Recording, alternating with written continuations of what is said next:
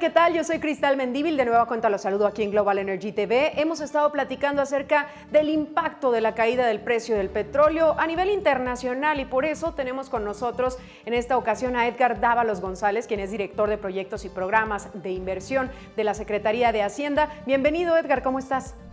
Agradezco principalmente a Global Energy TV por esta oportunidad para poder abonar un poquito más al análisis que se está vertiendo en torno a esta situación económica internacional en el sector de hidrocarburos. Entonces estoy a tus órdenes, Cristal. Edgar, platícanos cuál ha sido el impacto de estos bajos precios del petróleo para el segmento de almacenamiento de hidrocarburos, esto a nivel internacional. Bueno, es una gran pregunta, ¿no? Algo muy importante que tenemos que resaltar antes de poder hacer el análisis es el contexto en el que nos encontramos. Como sabemos de antemano, nosotros tenemos un problema de oferta y un problema de demanda en el mercado de hidrocarburos, ¿no? Por un lado tenemos el problema de la demanda y la caída de ella, derivado del confinamiento y de la pandemia que ha azotado lamentablemente a prácticamente todo el mundo, ¿no?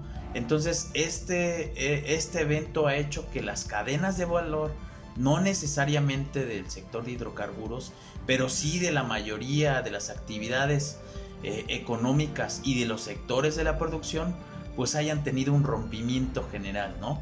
Y por tal razón exista una baja demanda de petróleo, una baja demanda de petrolíferos y de hidrocarburos en términos generales, ¿no? Y por otro lado también tenemos esta sobreoferta, ¿no? En una situación de bajo consumo, pues obviamente la sobreoferta y ciertos niveles de oferta nos traen una presión directa hacia los precios de los hidrocarburos, ¿no? Entonces nosotros manejamos en estricto sentido en la teoría económica que cuando la demanda comienza a caer de este tipo de productos, pues en estricto sentido vamos a encontrar pues una caída de los precios, ¿no? Y si nosotros encontramos también un aumento en la oferta, pues de igual forma vamos a tener una caída en los precios. Entonces tenemos la suma de estos dos elementos que ha hecho que los niveles del precio del petróleo a nivel internacional caigan de forma histórica, ¿no? En estricto sentido. Y muchas veces pues nos preguntamos a qué nos referimos con estas promesas de pago negativas o estos precios futuros del petróleo, y en estricto sentido por qué hay precios de petróleo negativos, ¿no? Y tiene que ver principalmente con los temas logísticos, los temas de almacenamiento, los temas de poder soportar grandes cantidades de oferta que no van a poder ser colocadas a la venta derivado de este confinamiento a nivel internacional, ¿no? Entonces sí es muy importante que pongamos mucha atención en hacer un análisis general de toda la capacidad de almacenamiento que se tiene a nivel internacional, principalmente de lo que tiene que ver con el crudo y en estricto sentido con los hidrocarburos y los petrolíferos, ¿no? Entonces, adicionalmente a eso, tendríamos que poder vislumbrar cómo en las últimas semanas principalmente han ido en incremento los inventarios. Entonces, al incrementarse los inventarios de cierto tipo de productos, principalmente en este sector, pues nosotros tenemos que nuestra capacidad operativa para poder almacenar estos hidrocarburos pues tiene un límite, ¿no? Y al tener un límite obviamente hay que buscar distintas alternativas en estricto sentido para poder colocar y poder no tener precios negativos de este tipo de bienes, ¿no? Porque como les comentaba, la cadena de valor de los petrolíferos y de los hidrocarburos en estricto sentido se ha visto afectada por estos dos fenómenos que atacan directamente a los precios de los hidrocarburos, ¿no? Pero sí, para serte franco, estamos viviendo una situación donde se tendrán que tomar muchas medidas específicamente para determinar qué se va a hacer con esta sobreoferta, ya sea en términos regionales y obviamente haciendo un análisis con base en la capacidad de almacenamiento, ¿no? Y en el caso de México, ¿cómo se encuentra nuestro país en términos de capacidad de almacenamiento para enfrentar esta crisis? Mira, para el caso mexicano es algo muy relevante. Somos uno de los países que cuenta con una política de almacenamiento en términos de petrolíferos y también de gas natural, y es muy importante que ésta se tenga, ¿no? Entonces, por un lado, ¿no? Por otro lado, nosotros también contamos con, históricamente, con una construcción de terminales de almacenamiento y también terminales marítimas que pueden soportar pues este efecto, ¿no? en temas de hidrocarburos, ¿no? De este aumento en la disposición de hidrocarburos y obviamente en la caída del consumo de los mismos, ¿no? Entonces tenemos terminales de almacenamiento terrestre, tenemos terminales marítimas, instalaciones portuarias que nos pueden apoyar también para la parte de esta recepción y almacenaje de estos combustibles. Obviamente en un sentido estricto también en el ámbito del transporte, pues muchas veces el almacenamiento se tiene que llevar a cabo, por ejemplo en buquetanques, ¿no? O también en el empaquetado mismo de los ductos, ¿no? O poliductos, para que de alguna otra forma se esté dinamizando esta logística con un contexto como el que explicábamos anteriormente. Entonces, lo que podríamos ahí argumentar es sí la necesidad de poder ver qué otras alternativas se pueden implementar en torno a esto, ¿no? Pero bueno, en términos generales, contamos con una política de almacenamiento, tanto para el ámbito de petrolíferos como para el ámbito de gas natural, pero no contamos con una política de almacenamiento para el tema de petróleo crudo, ¿no?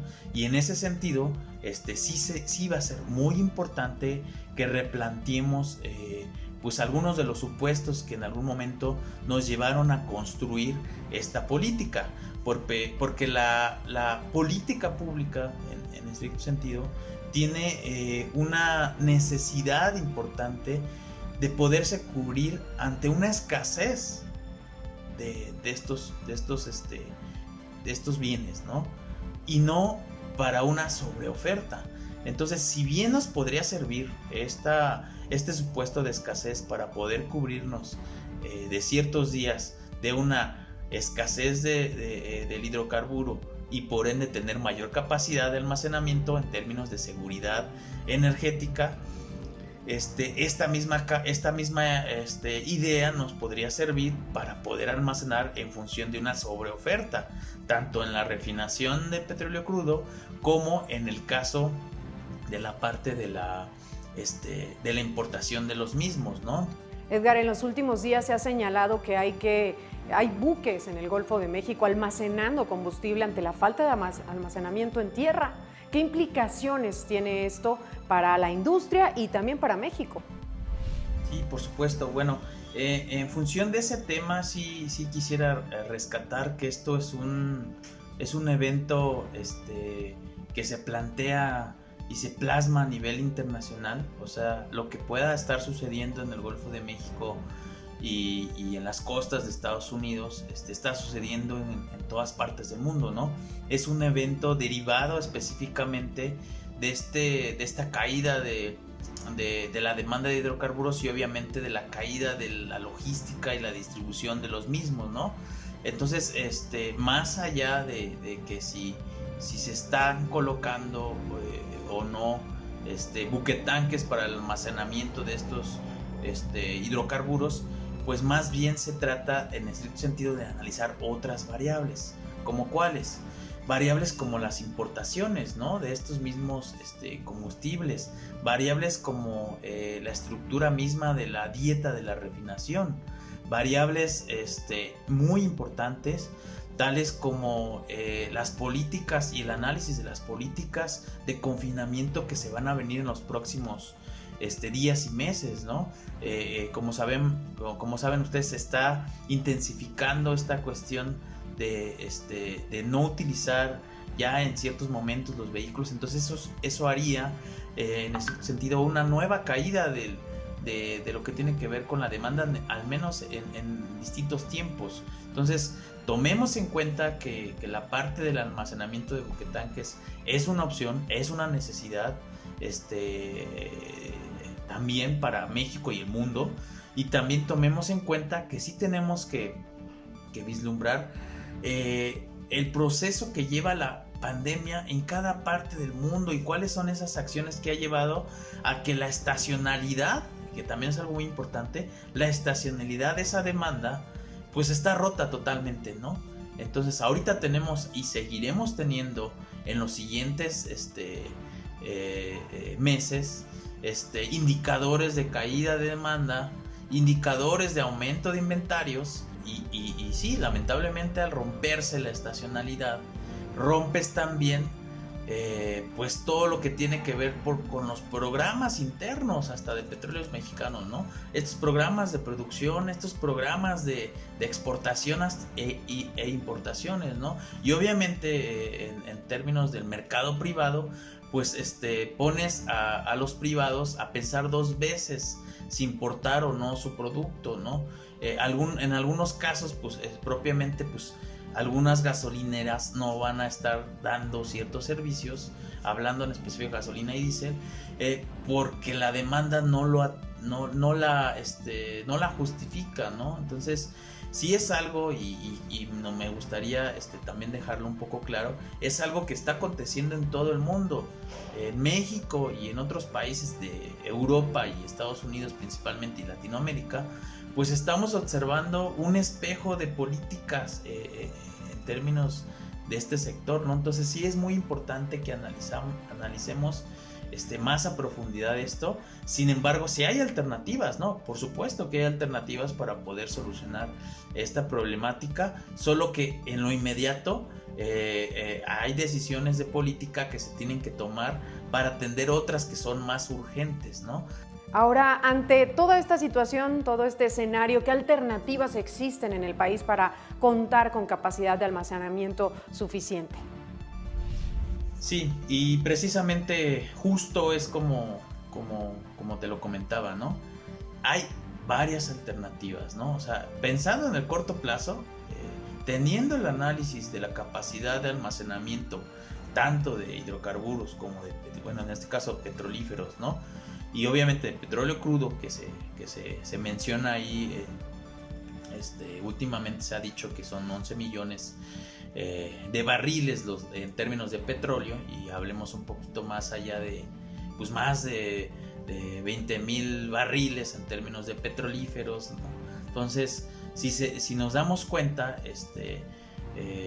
esta capacidad pues llegará a su límite, ¿no? Sin embargo, por esa razón, el tema de las importaciones, esta pequeña restricción que pueda haber en función de las importaciones, y obviamente el tema de una reconfiguración en términos de la dieta, de qué tipo de crudo podemos utilizar para las refinerías, y obviamente lo que podríamos nosotros en dado caso exportar, como apenas se anunció, pues podría utilizarse internamente para la refinación, pues obviamente del petróleo para tener gasolina, diésel y turbocina, y así no estar comprometidos a recibir en estricto sentido importaciones que en algún momento pues nuestra capacidad instalada o nuestra capacidad operativa no nos daría para poder almacenar por cierto tiempo determinado. Sin embargo, como les comento, a raíz de esto, de haber tenido una política de almacenamiento mínimo de petrolíferos, nos amortiguó lo que venía en estos momentos, ¿no? Porque ya hay terminales privadas, ya hay terminales que se alcanzaron a construir, aproximadamente 6 terminales de almacenamiento, en específico hablando de petrolíferos, y obviamente también existe la posibilidad de incorporar al almacenamiento pues estos tanques de las centrales eléctricas que pues dejaron de funcionar, que antes estaban funcionando a base de combustóleo y diésel, y ahora se están reconfigurando para hacerse generación de energía eléctrica a través de gas natural. Entonces es infraestructura que propiamente se puede rehabilitar e incorporarse para poder atender esta situación en el mediano plazo. Obviamente en el corto plazo la sugerencia que yo tendría en este sentido sería evocarse más en las negociaciones que se tengan tanto del sector público como el sector privado en función de los contratos de importación.